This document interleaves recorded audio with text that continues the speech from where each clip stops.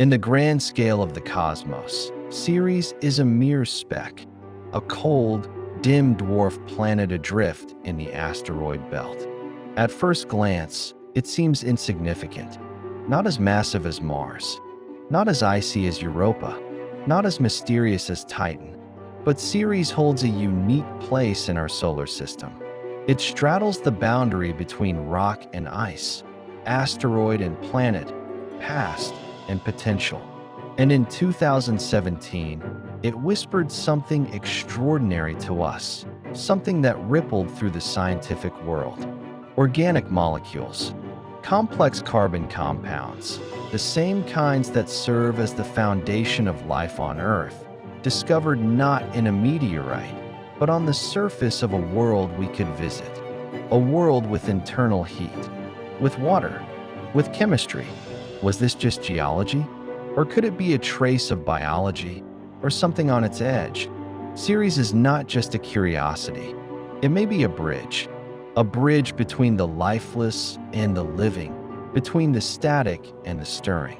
A laboratory in the asteroid belt, recording the ancient reactions that might once have birthed life. For centuries, Ceres was lost in the gaps of our imagination. It was discovered in 1801, hailed as a planet, then demoted, reclassified, and largely forgotten, overshadowed by Jupiter's moons, Saturn's rings, and Mars's allure. Yet Ceres never stopped orbiting the sun quietly, patiently. It preserved its ancient secrets beneath layers of rock, ice, and salt. It is the only dwarf planet in the inner solar system. And unlike most asteroids, Ceres is spherical, evidence of internal heating and a differentiated interior. It's not a shattered rock. It's a layered world, a world with history, and as we came to realize, a world with active chemistry. In 2015, NASA's Dawn spacecraft entered orbit around Ceres. It was the first mission to explore a dwarf planet up close, and the first to orbit two separate celestial bodies after first visiting Vesta. As Dawn approached, it began sending back images of a heavily cratered, ash-gray world. But there was something unexpected, brilliant white spots, shining like beacons across the darkened surface. These were salt deposits, later identified as sodium carbonates, likely left behind by evaporating brines. Brines that originated underground, brines that were warm, brines that moved. That was the first clue. Then, in the region near Ernetet crater, came the second, and even more astonishing one, a spectral signature of organic molecules. Not delivered by meteorites, not on passing comets, but formed locally, on Ceres itself. These aren't random carbon chains. They're aliphatic hydrocarbons, long, stable molecular structures similar to those found in petroleum or kerogen on Earth. They're more complex than methane, more meaningful than simple CO2 or CO. They indicate the presence of reactive carbon chemistry, likely involving heat, liquid water, and catalytic minerals. This is the type of chemistry that, on Earth, precedes the emergence of life. It's the kind of chemistry we search for on Europa, Enceladus, and Mars.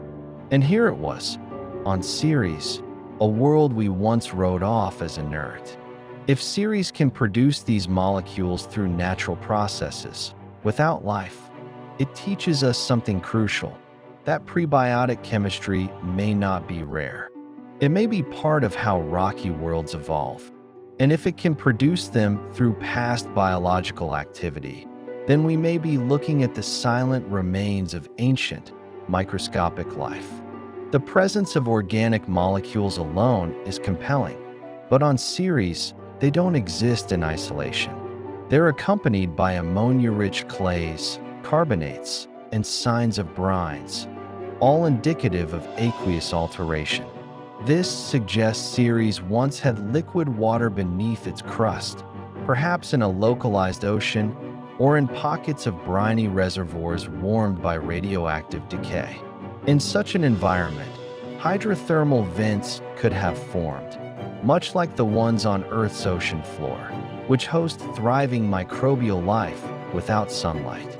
These vents are crucibles of creation, hot, mineral-rich, chemically reactive. In them, simple molecules can become complex. Carbon can chain, water can mix, energy can flow. Could Ceres have hosted such a system? And if so, did it last long enough for chemistry to become biology? Ceres's geology offers more than just ancient clues. It shows signs of recent change. The bright spots at a Cater crater, once thought to be inert, show evidence of resurfacing within the last few million years, possibly even within the last 1,000. Dome-like features suggest cryovolcanic activity, not lava, but water and salts seeping up through fractures, depositing bright, reflective material on the surface. This isn't a frozen, static world. It's a system with movement, perhaps still transporting material from deep reservoirs to the surface. And in that transport, organics can emerge. Could there still be warm brines beneath Ceres? Could subsurface organics be reaching the surface even now? The question is no longer if chemistry happened. It's whether it's still happening today. Some of the best analogs to Ceres are already in our hands. Carbonaceous chondrites, meteorites that have fallen to Earth, are rich in similar organic molecules. Many are thought to have originated from objects like Ceres, small, primitive, water-altered bodies that formed early in the solar system. These meteorites contain amino acids, sugars, even nucleobase analogs, the raw ingredients of RNA and DNA, all created without life in space. If meteorites born of Ceres-like chemistry can contain these compounds, then what might the surface and subsurface of Ceres still hold? It strengthens the case that life's chemistry is not unique to Earth, that the universe has its own recipes, and it uses them often. For all that we've learned, we've barely scratched the surface, literally. Dawn could only observe from orbit. It saw clues, not confirmations. It raised questions, not answers. To truly understand Ceres, we need to land. We need to drill. We need to analyze samples in detail in laboratories back on Earth. Scientists have proposed missions, landed probes, sample return systems, cryobot concepts that could bore into ice, searching for pockets of brine. Future telescopes, both space and ground-based, may offer higher resolution spectra and thermal readings. But ultimately, robotic explorers will need to return. The potential is too great, the questions are too big, and the implications are too far-reaching. We once believed that life required Earth-like conditions, oceans, thick atmospheres, sunlight. But the universe keeps challenging that assumption.